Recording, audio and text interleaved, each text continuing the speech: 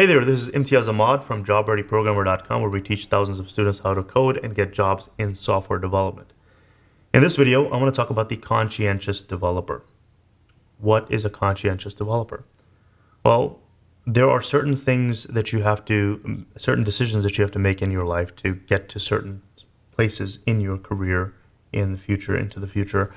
And someone that is aware of themselves, number one, and number two, someone that's aware of their industry, and number three, someone that's aware of the things that are closest to them and their trajectory of where they can see themselves going in the near term as well as the long term.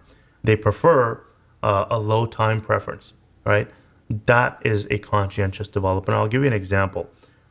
Someone in a previous live stream I did a couple of days ago asked me the question. They said, how do I ensure that I have a job 30 years from now in this space? How do I stay in the software development space for the long haul? Right? And my first thought was, you don't want to make sure that you have a job 30, 40 years from now. You don't want to have to work 30, 40 years from now. If you have that type of time, you can do the planning today and acquire the skills today and learn everything that you need to do today to eventually get to a point where you are financially self-sufficient. You don't need to have a job, and you have learned the skills required to eventually be financially free, right? That should be everyone's goal. We all go to work to pay the bills. And so there's a level of consciousness that we need to put energy towards that has to do with your own financial freedom and making certain decisions in your life at certain times so that your life is easier well into the future. And you need to have a low time preference. Don't be the kind of person that says, "Oh, I want my vacation now. I want this car now. I want this promotion now. I want this raise now." Whatever. Those are people with high time preference. They give very high preference to time, and people that are low time preference take the micro actions required on a daily basis while keeping the big picture in mind. That's where they're headed. And that is a very, very fundamental, very important feature of a conscientious developer or programmer or conscientious professional. So an example I can give, certain decisions you'd have to make in life related to the friends that you keep, the people that you interact with, and the time that you invest doing things that might not be worth investing that much time in.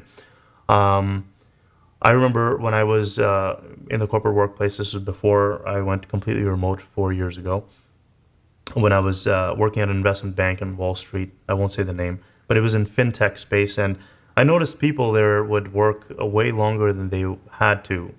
Maybe they were single, I don't know, but they were staying past 7, 8 p.m. at night. But what I also noticed was during the day, they'd take 15-minute coffee breaks every hour. And they'd take like a 2-hour lunch break. And it was masked in this idea of work, communication, meetings, and so on. But really, it wasn't completely productive. I think a lot of time was being wasted. But I was of the person, I'm the kind of person that really treats work sacredly. So for me, the job was sacred. That period between 9 to 5 for me was sacred. Do not bother me during this time.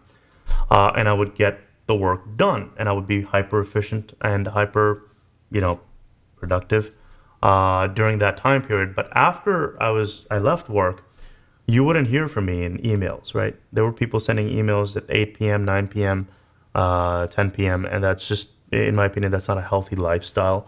And those are people that will eventually get burned out if they don't take care of their health, if they don't take care of their family, their surroundings, and so on. So they're not really planning for the long term, and they have kind of a high time preference because instead of wasting time, instead of working, they decided to waste 1 hour at the coffee stand during the afternoon, talking about God knows what, because they just felt like they didn't feel like working, and they procrastinated during that time. When they should have been working, and so now they're having to make up after hours, and that's not an effective time management. That's a basic time management issue there. So that's an example of an unconscious, in my opinion, developer. Another unconscious developer is someone that is focused only on work and does just from 9 a.m. in the morning till 10 p.m. He's working like an animal, he or she. And even on the weekends, they're always working for this company, for this job, for this role, and that's all they do, and they do it really well. But the fact of the matter is, are they investing time growing? Are they investing time developing their skills, personal development, exercise, taking care of their health, taking care of their family? That's really important, because you won't get promoted if you just do this one role really well. You need to have additional skills. And by the way, to get promoted, the shortest way is to switch jobs.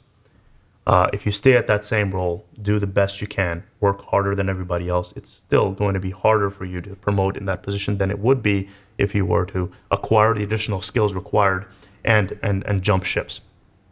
So you have to make certain decisions, and that requires a certain level of consciousness and having a low time preference.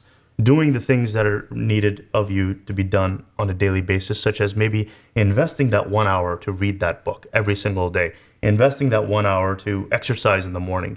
If you don't have that, maybe wake up 1 hour earlier. I've studied many biographies, and it's always the people that wake up earlier than everybody else that tend to have a higher success potential.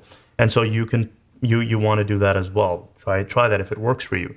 If you can't find the time, try to wake up 1 hour early and maybe go to the gym or read that book or whatever, or acquire that additional skill. And specifically in tech, you can get lost in a role that you're not growing in. And so in that case, you have to jump ships.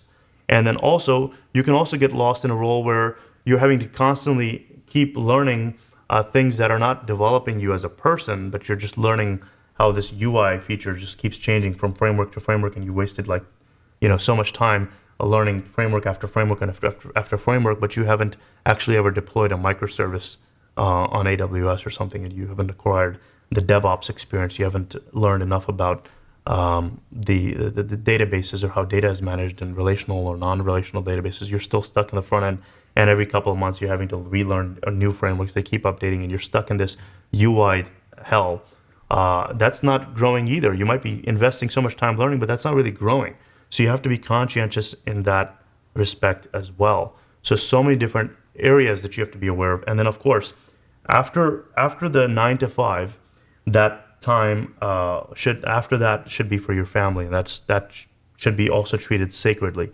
Don't set a precedence that you send an email. You end up sending emails at night, and now everybody starts to expect emails from you 9, 10 o'clock at night. That's the wrong precedence. And if you get into that, you got to kind of redefine yourself. Otherwise, it's just not, in my opinion, a scalable solution, if you will. So, hopefully this was helpful. These are just some things that they have to do with time management and also personal growth. And another thing that let me just add is you are responsible for your financial future. So, and no one else is. You don't depend on a financial advisor. You do the research, you do the study. So a certain amount of time should be invested on a weekly basis, a couple of hours a week, in learning about real estate, learning about stocks, equities, bonds, how banking infrastructure works, what are international markets, Forex. Learn all of that. Learn as much as you can. You don't have to be messing around with that, but be knowledgeable and study that space so that because that is going to have a compounding effect over your lifespan, and you'll be acquiring and learning more and more things along the way, and you'll be able to better navigate as to which area or which industry or where this industry is headed, so to speak, and be able to make wiser decisions. You don't want to make an unwise decision when you're 55. You'd rather make that unwise decision now or somewhere during that time. So by the time you're 55, you're well aware, you're knowledgeable, you've had a good career. You also know which direction tech is going in, and it's your choice whether you want to go in that direction or whether you want to redefine yourself or whether you want to pick another area to work towards during your retirement years, or whether you want to start a business.